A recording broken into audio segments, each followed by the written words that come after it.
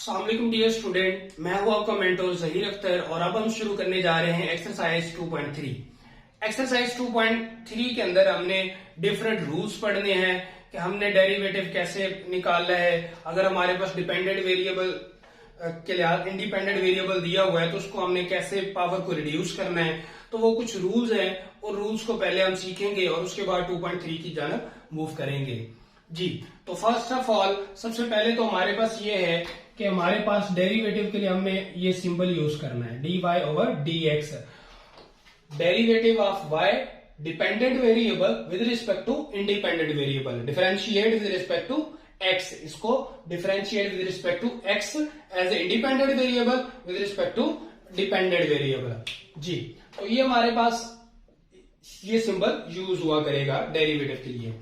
उसके बाद फर्स्ट चीज ये है कि हमने पिछली एक्सरसाइज में सीखा था कि हमारे पास जो कांस्टेंट का डेरिवेटिव होता है वो क्या होता है, जीरो होता है। ये हमने प्रूव भी किया था 2.1 करने से पहले। तो कांस्टेंट का डेरिवेटिव जीरो होता है, ये फिक्स है। ये आप एज इट इज याद भी कर सकते हैं, इसको प्रूव की हमें जरूरत नहीं है, प्रूव हम एक बार कर चुके हैं। उसके बाद सेकेंड रूल है इसके अंदर पावर रूल। पावर रूल क्या है कि अगर हमारे पास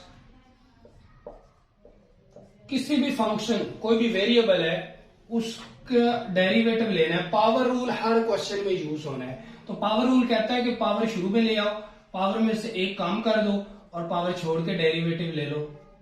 पावर छोड़ के डेरिवेटिव लेंगे तो क्या आएगा, एक्स का डेरिवेटिव क्या आना है, 1 आ जाना है। एक्स की पावर तो वो 1 आ जाएगा। जब हम पावर छोड़ के डेरिवेटिव लेंगे तो वो हमारे पास क्या आ जाएगा, 1 आ जाएगा। अब हम इसको चेक करते हैं कि कैसे 1 आता है जी। जैसा कि मैं कहता हूं जी y is equal to x square है, इसका डेरिवेटिव लेना है तो मैं लिखूंगा differentiate with respect to x। किसके लिहाज से डेरिवेटिव लेना है, x के लिहाज से डेरिवेटिव लेना है। तो dy over dx equal to इधर भी क्या करेंगे, d ओवर dx लेंगे। हमने डेरिवेटिव किसके लिहाज से लिया है, d ओवर dx, इधर भी d ओवर dx। तो पावर रूल क्या कहता है, पावर शुरू में, पावर कितनी है, 2 शुरू में आ गया, 2 में से एक कम किया तो 2 माइनस 1 क्या आ गया, 1 आ गया। और फिर पावर छोड़ के डेरिवेटिव लेंगे। पावर छोड़ के अगर डेरिवेटिव लिया जाए ना, तो अगर मैं आपको इसको डिटेल से बताऊं तो ये है कि ये हमारे पास 2x आ गया। इसके ऊपर पावर अब क्या है, इसकी पावर क्या है, 1 है। तो 1 शुरू में, 1 में से एक कम करेंगे तो क्या आ जाएगी, x की पावर 0। और x की पावर 0 क्या होता है, x की पावर 0 हमारे पास क्या होता है, 1 के बराबर होता है। तो ये जब आपस में मल्टीप्लाई होंगे तो आंसर क्या आ जाएगा, 2x आ जाएगा। तो सिंपली आप बजाय इसको ओपन करने के आप डायरेक्ट भी याद कर सकते हैं कि जब वेरिएबल की पावर 1 आ जाए, वेरिएबल की पावर 1 आ जाए तो उसका डेरिवेटिव क्या आएगा, 1 आएगा। जब वेरिएबल की पावर क्या हो, 1 हो, तो फिर डेरिवेटिव क्या आएगा, हमारे पास उसका डेरिवेटिव 1 आएगा। एक और एग्जांपल ले लेते हैं, लेट्स सपोज जी y is equal to x power -3। तो सेम वही काम, differentiate with respect to x। तो dy ओवर dx, इधर भी तो इधर भी d over dx into x power -3 जी। तो पावर शुरू में पावर रूल लगाना है हमने, इधर आप लिख दीजिएगा बाय पावर रूल। तो पावर रूल क्या कहता है, पावर शुरू में, पावर में से एक कम, पावर छोड़ के डेरिवेटिव, पावर छोड़ेंगे तो बाकी नीचे क्या बचा, x बचा। पावर छोड़ देंगे तो बाकी क्या बचा, x बचा। छोड़ने से मुराद पावर खत्म कर दीजिए। अगर पावर ये -3 खत्म कर दिया जाए तो बाकी नीचे x बचता है। तो x की पावर क्या आ जाएगी, 1 आ जाएगी। तो जब भी पावर 1 आएगी तो डेरिवेटिव क्या आना है, 1 आना है। वो मैंने आपको करके भी बता दिया है कि पावर 1 है, पावर शुरू में, पावर में से जब एक कम करेंगे तो 1 माइनस 1 क्या हो जाएगा, 0। तो x की पावर 0 किसके बराबर होता है, 1 के बराबर होता है। तो यहां पे भी हमारे पास यही काम होगा। तो -3x की पावर -4, ये इसका क्या आ जाएगा, आंसर आ जाएगा। तो ये था हमारे पास पावर रूल है। पावर रूल क्या है कि जो भी फंक्शन है, जो भी वेरिएबल है, जो इंडिपेंडेंट वेरिएबल है, कौन सा वेरिएबल, इंडिपेंडेंट वेरिएबल, उसकी पावर शुरू में और पावर में से एक कम और फिर पावर छोड़ के डेरिवेटिव, पावर छोड़ के डेरिवेटिव लाजमी लेना है। हर दफा खाली x नहीं होगा, ऐसा भी फंक्शन हो सकता है हमारे पास 2x+3 पावर -5, ये भी फंक्शन हो सकता है। अब इसका डेरिवेटिव अगर हम ले dy/dx is equal to d/dx 2x+3 -5, तो क्या हो गया, यहां से पावर शुरू में, पावर में से एक कम करेंगे तो पावर कितनी आ जाएगी, -6 आ जाएगी। अब पावर छोड़ के डेरिवेटिव लेना है d/dx, पावर छोड़ के डेरिवेटिव मैं बार बार कह रहा हूं लाजमी लेना है, पावर छोड़ के डेरिवेटिव लाजमी लेना है, पावर छोड़ के डेरिवेटिव लाजमी लेना है। उसकी वजह क्या है, उसकी वजह ये है कि हर बार फंक्शन खाली x नहीं होगा, फंक्शन चेंज भी हो सकता है जी।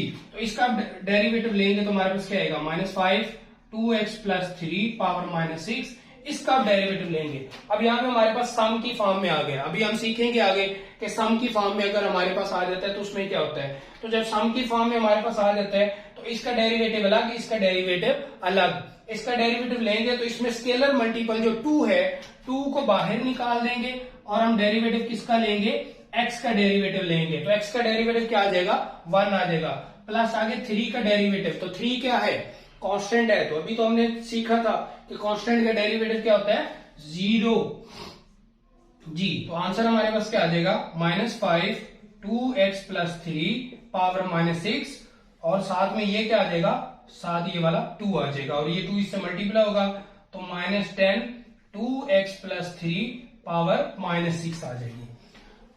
तो ये हमने अभी सीखा है power rule.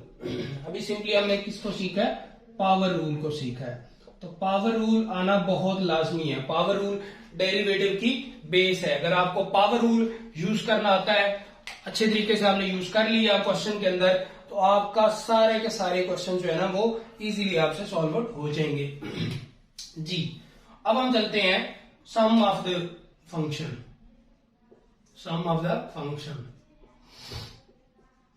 Ji. Derivative of sum और डिफरेंस, अगर हमारे पास f(x) माइनस प्लस g(f)(x) दिया हुआ है, तो अगर हम डेरिवेटिव लेते हैं उसका, तो इसका डेरिवेटिव अलग निकालेंगे, इसका डेरिवेटिव अलग निकालेंगे। ये y के बराबर है सपोज, तो dy/dx is equal to d/dx into f(x) plus d/dx into g(f)(x).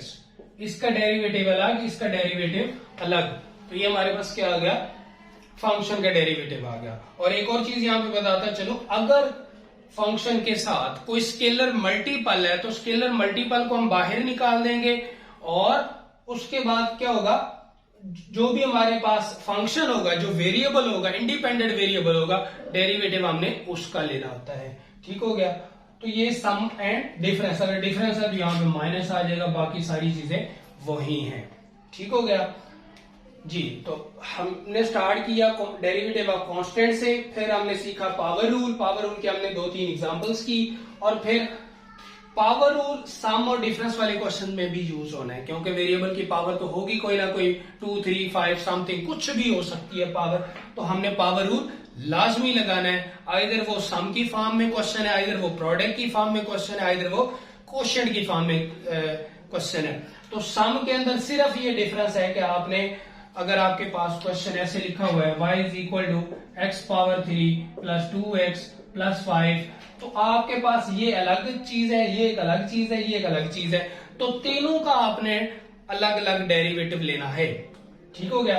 x³ का अलग डेरिवेटिव, 2x का अलग डेरिवेटिव, 5 का अलग डेरिवेटिव। तो ये है सम और डिफरेंस ऑफ फंक्शन जी। अब हम क्या करेंगे, अब हम सीखेंगे प्रोडक्ट रूल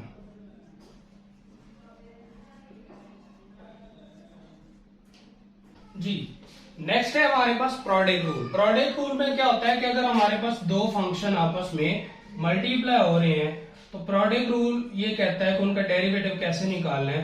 प्रोडक्ट रूल ये कहता है कि फर्स्ट का डेरिवेटिव ले लें, सेकंड एज इट इज छोड़ दें, प्लस फर्स्ट को एज इट इज छोड़ दें और सेकंड का डेरिवेटिव ले लें। जो भी हमारे पास फंक्शन होगा, फर्स्ट को एज इट इज छोड़ देना है,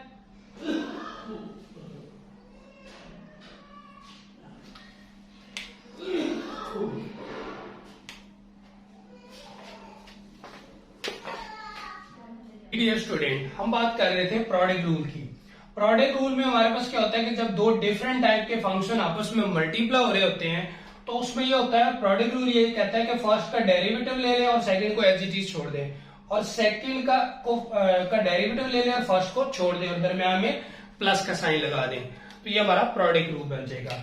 एग्जाम्पल हम ले लेते हैं कि y इज इक्वल हमारे पास है 2x प्लस 3 और सेकंड है हमारे पास x माइनस 5। तो ये दो डिफरेंट फंक्शन है, 2x प्लस 3 और x माइनस 5। अब हम ये दोनों आपस में मल्टीप्लाई हो रहे हैं, इनका अगर हमने डेरिवेटिव निकालना है तो कैसे निकालेंगे? सेम वही चीज, differentiate with respect to x हम लिखेंगे क्योंकि हमारे पास इंडिपेंडेंट वेरिएबल x है। dy over dx equal to d over dx, पहले का डेरिवेटिव ले लेंगे जी और सेकंड को एज इट इज लिख देना है, उसमें कोई चेंज नहीं आना, उसको एज इट इज साथ लिख देना है। फर्स्ट का डेरिवेटिव ले लेना है जी, फर्स्ट का derivative second as it is plus sign, फिर first as it is, first को एज इट इज लिख दो और डेरिवेटिव ले लो सेकंड का x माइनस 5 जी। अब हम इसका डेरिवेटिव निकालेंगे तो हमारे पास क्या आ जाएगा? इसका अलग डेरिवेटिव होगा, तो मैंने बताया था स्केलर मल्टीपल बाहर आ जाएगा और d over d x into x plus d over d x into 3 और x minus 5 as it is जी, plus 2x plus 3 as it is और डेरिवेटिव ले लेंगे किसका? x माइनस 5 का जी। तो x माइनस 5 में x का अलग डेरिवेटिव आ जाएगा, माइनस 5 का अलग डेरिवेटिव आ जाएगा। अब यहां से ये 2 एज इट इज और x का डेरिवेटिव 1 और कांस्टेंट का डेरिवेटिव क्या आ गया? 0, 3 का डेरिवेटिव 0 और x minus 5 as it is साथ आ जाएगा, plus 2x plus 3 as it is आ जाएगा और x का डेरिवेटिव क्या आ गया? 1 और 5 का डेरिवेटिव 0 बन गया। अब इनको सिंप्लीफाई करें, सिंप्लीफाई करेंगे तो हमारे पास क्या आ जाएगा? सिंप्लीफाई करेंगे तो हमारे पास आएगा 2x minus 10, 2x minus 10 plus 2x plus 3, तो आंसर आ जाएगा 4x माइनस 7। तो ये हमारा आंसर होगा। तो ये हमारे पास प्रोडक्ट रूल है। तो प्रोडक्ट रूल में आपने क्या करना है? फर्स्ट का डेरिवेटिव ले लेना है, सेकंड को छोड़ देना है, फिर फर्स्ट को छोड़ देना है और सेकंड का डेरिवेटिव ले लेना है। तो ये हमारा प्रोडक्ट रूल है। अब हम चलते हैं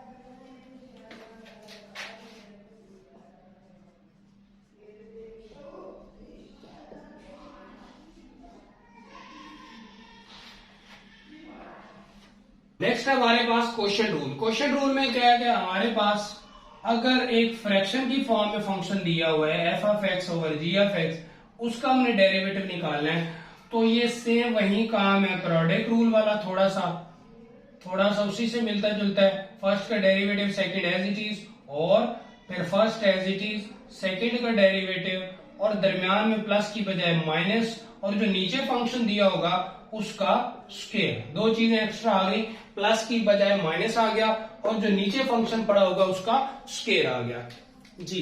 तो क्वेश्चन रूल हमारे पास ये है कि अगर हमारे पास फंक्शन है x plus f of x over g of x है, तो फर्स्ट का derivative second as it is minus second as first as it is second का डेरिवेटिव, और जो नीचे वाला यानी सेकंड हो, सेकंड मैंने नीचे वाले को कहा हुआ है, तो नीचे वाले का क्या आ जाएगा? स्क्वायर आ जाएगा। अब हम एक एग्जांपल भी कर लेते हैं इसकी।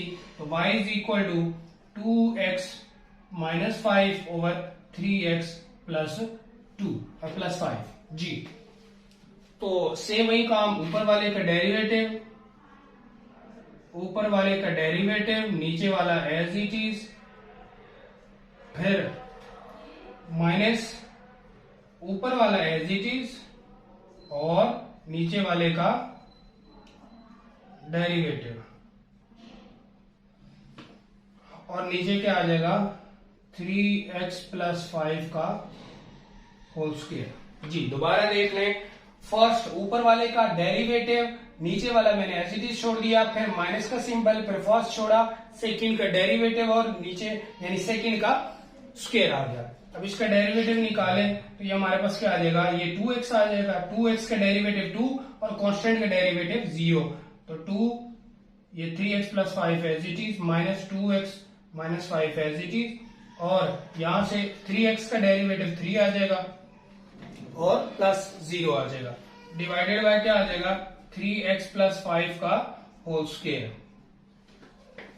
तो अब यहां से क्या करना है, हमने इसको मल्टीप्लाई करना है, तो मल्टीप्लाई करेंगे तो हमारे पास क्या आ जाएगा 3 to 6x plus 5 to the 10 minus 3 to the 6x minus 3 5 15 over 3x plus 5 का होल स्क्वायर।